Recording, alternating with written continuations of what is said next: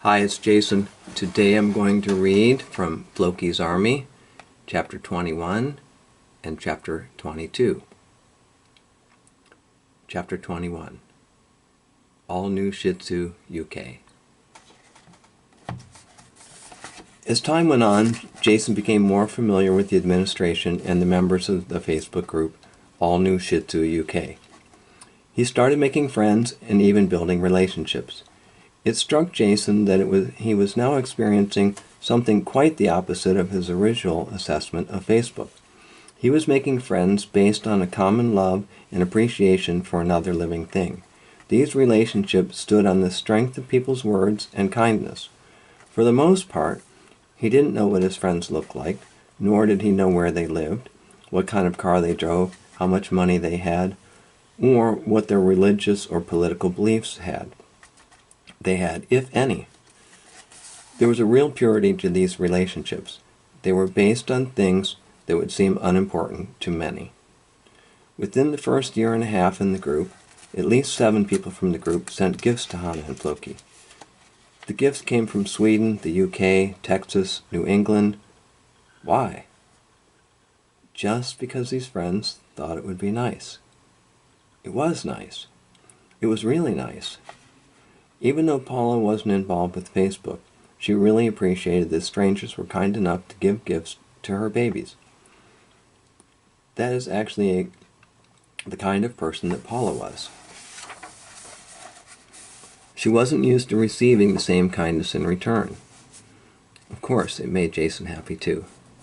Jason enjoyed the friendships and the countless cute pictures and videos of Shih Tzus. He also enjoyed the opportunity to show off his dogs and tell stories associated with the pictures.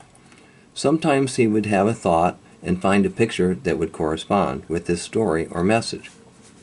It was fun for him and hopefully at least not tedious for the other members of the group.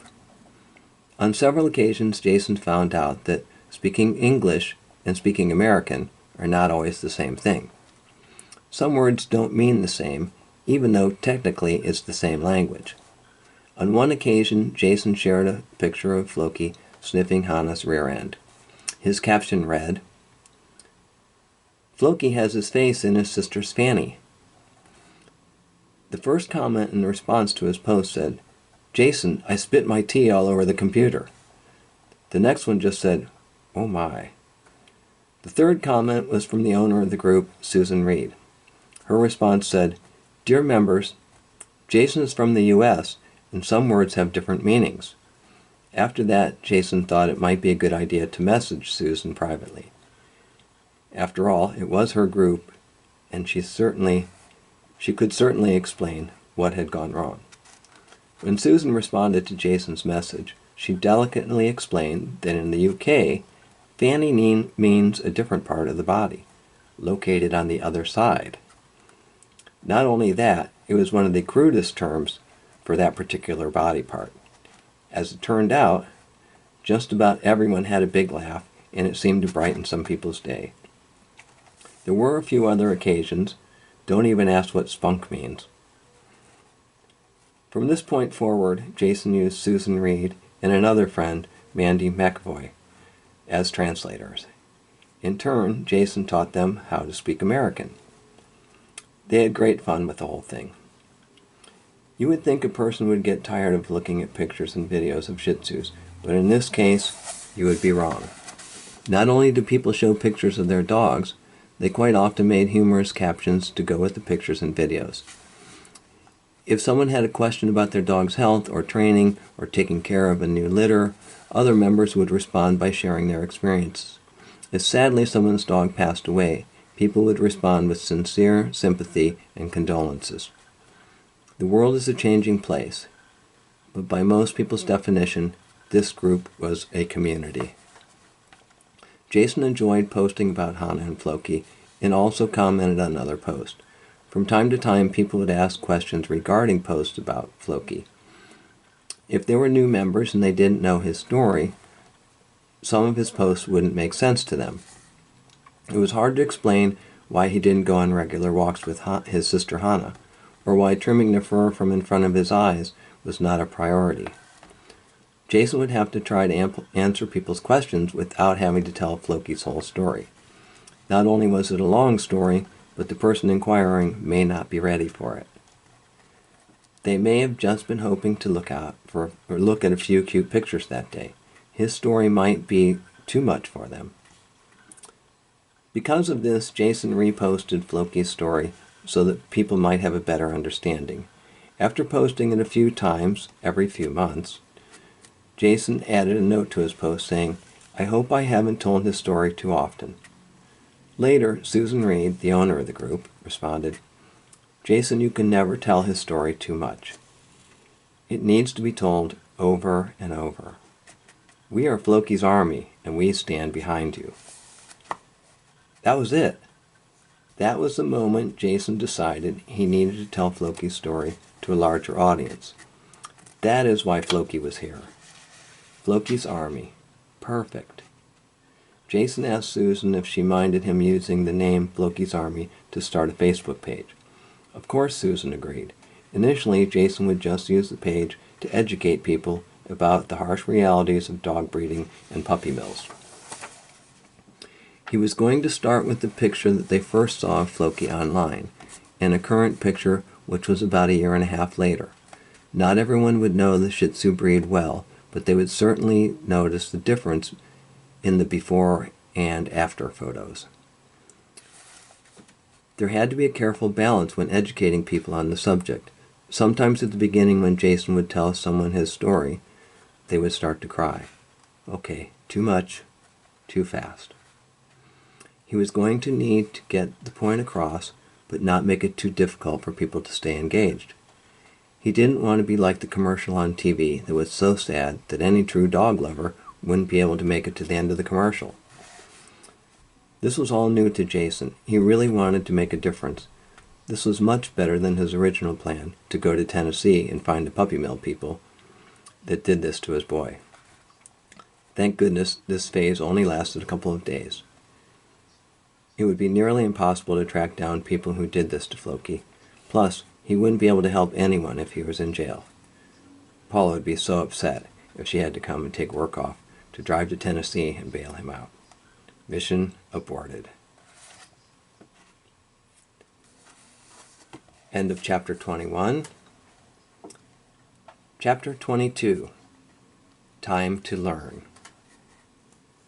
One of Jason's observations about life was that quite often when learning something new, he not only learned what to do, but also what not to do.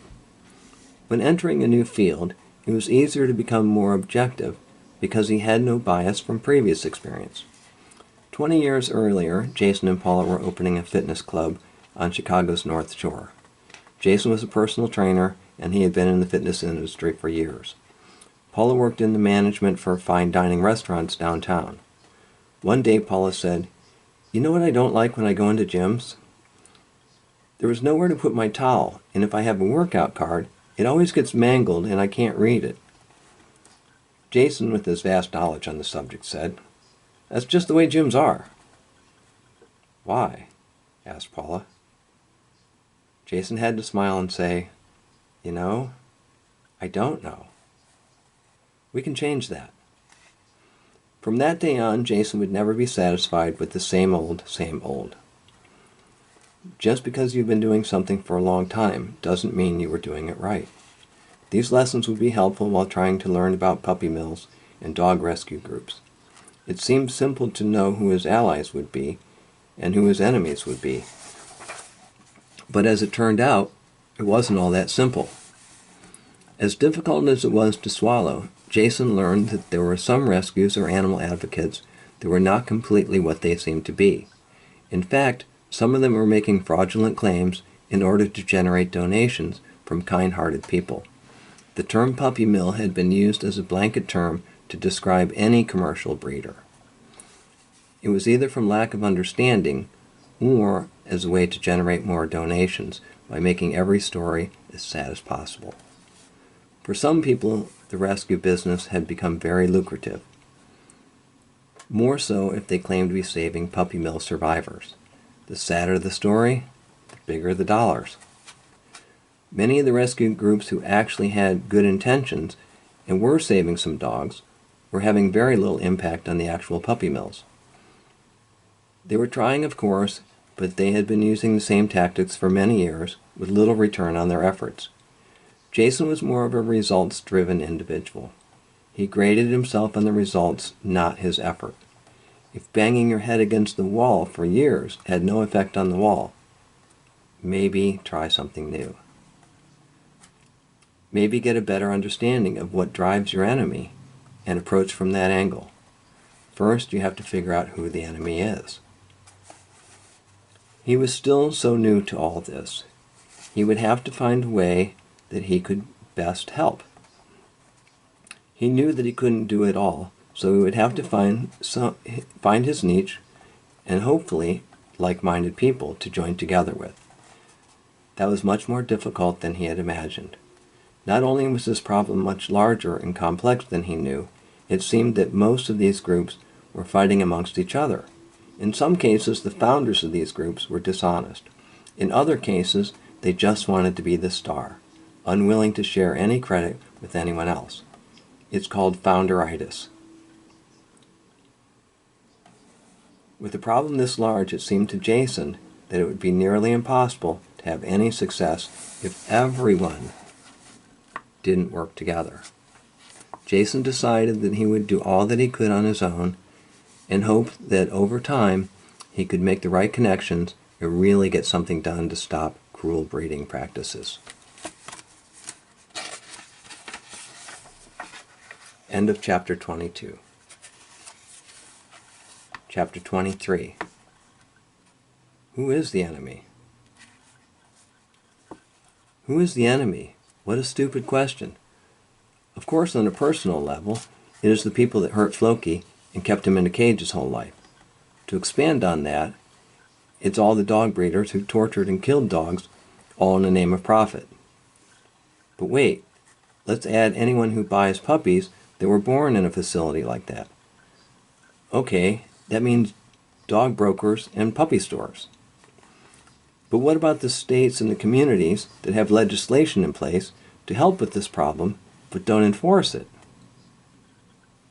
Who's giving those dog papers verifying purebred?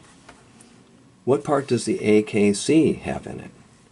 What about the rescue groups that are going to auctions driving up the bids on these dogs in order to generate more donations? As a society, we stand back and point our fingers. We can't even agree who the bad guys are, but it's definitely them. Those people. Someone else. Our girl Hannah was a beautiful Shih Tzu. She was most likely born at a commercial breeder and sold to a broker and then to a puppy store. She most likely had papers and was purchased in the Chicago area for a pretty good sum of money. A little more than a year later, she was found on the street in Chicago, sick and afraid. The puppy mill didn't do that. She was taken in by a wonderful shelter named Paws Chicago. They brought her back to health and found her a loving home. That loving home brought her back 4 months later saying, "This dog is defective." The puppy mill didn't do that either. Either did the pet store or the AKC or the rescues. We did that, the pet owners. We now have to be added to the list of enemies.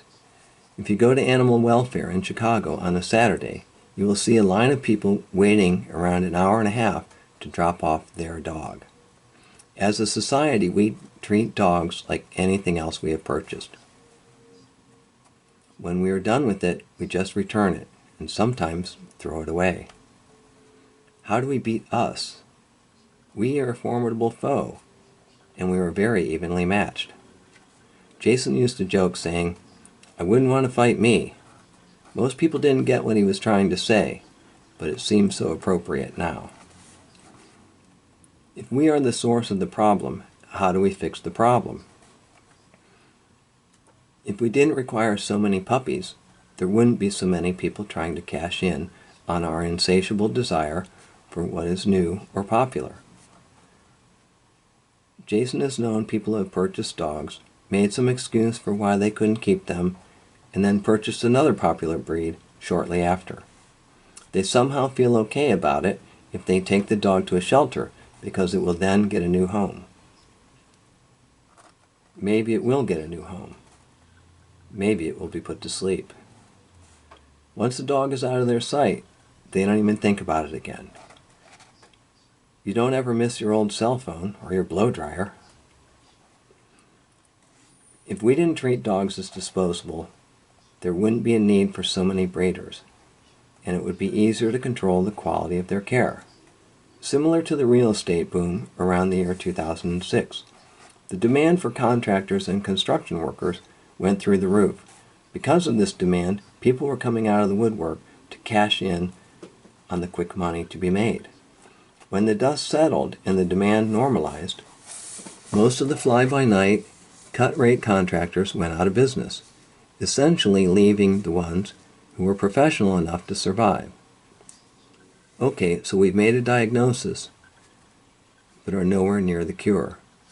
We have identified some of the guilty parties. That's fine, but what do we do with the information? This is a case where the more Jason learned, the more he realized there was so much more to learn.